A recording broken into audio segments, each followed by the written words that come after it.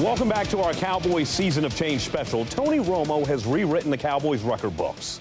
It's a speech that Romo wrote and delivered that's one of the most memorable moments of the 2016 season.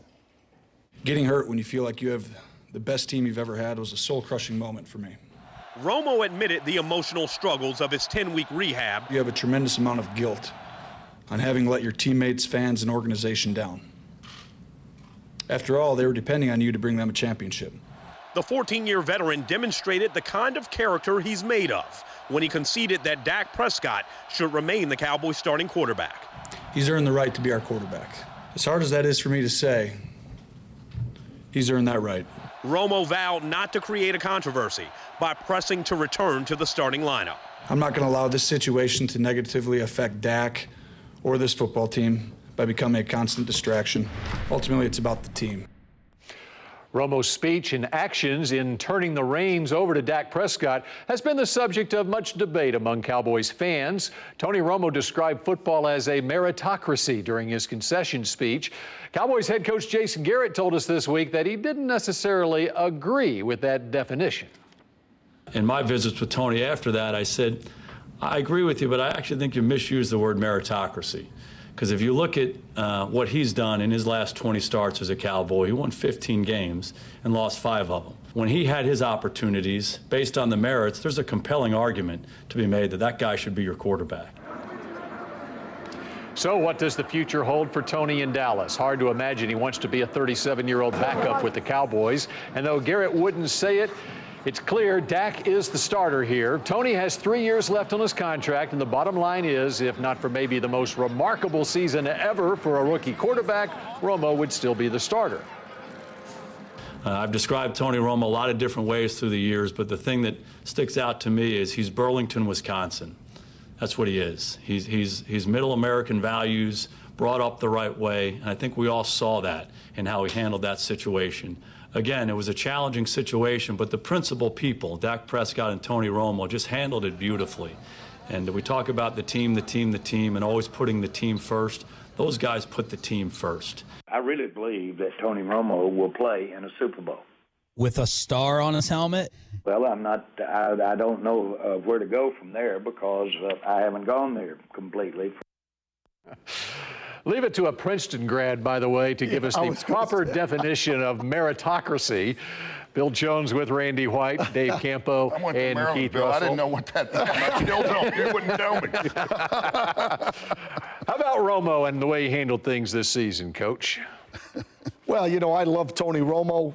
You know, when I came back in 2008, I've got his phone number in my phone. You know, he was a guy that I kind of actually looked up to and said, man, this guy is special. And as a person as well. And we've gotten along really well during that period of time, but it was the right thing that he did, and he didn't have to do that. He didn't have to go in front of the media to do that, but he felt it was important for the team, and I think he did a great job with that, and he handled it very well. But I think he's moving on, to be honest with you. And I think it's about, this is my opinion, I think it's about 4.5 hours down the road. Houston. Got I-45, the Houston Texans. So you got him with the Houston Texans.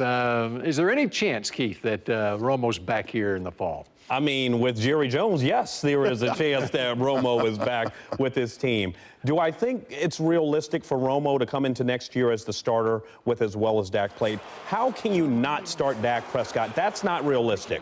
But in terms of having a good situation with Romo as a quarterback that could come in if Dak got hurt or faltered, I love Romo in that position. Do I think it's fair to Tony to ride out the rest of his career with little he has left in that position? No. I think he deserves the opportunity to go somewhere and try to win a Super Bowl. And personally, when he was ducking out of the locker room this year, he got criticized. People said, why is he never in the locker room? You know what? I thought that was classy because he went at every turn to take the onus off of him and get out of Dak's way. He didn't want to be a distraction at all. All right, Randy, what do you think? Well, I think the ideal situation, you know, if Tony, I mean, he wants to play football. He's a competitor. He wants to go. He wants to be the main guy. I understand that. But if we could somehow get Tony to come and be our backup with the ability that he has, and not put the pressure on Dak that he's got to make a play every play, but just to be there and have that safety level if he's healthy enough. I mean, you know, what Jerry said, you know, if he's healthy. Now, I don't know if he is. I don't think anybody knows if he is. But if he's healthy with the knowledge he has, you know, and his ability, if he can still run that football and he can still take a hit, he's going to help somebody. That touchdown he threw in Philly was sweet. Well, that we're not going to gauge everything on that, Keith, but that was good. All right, still more of a season of change to come. But first, the great moment from this season that is the biggest reason why Tony Romo never got his job back. The longest win streak ever. The winning streak started in Washington in week 2. Runs to the goal line, leans it in. It's a touchdown. And the Cowboys kept winning for 3 months. Jason Witten, touchdown. Cowboys win. It means we got a great team who believes in ourselves. We're not going to flinch. We're not going to blink. We all believe in each other. The rookie quarterback led the Cowboys to a franchise record 11 straight wins in a single season. He's a smart guy. He understands football, and he works very hard at it. The record-setting winning streak, the second greatest moment of this season.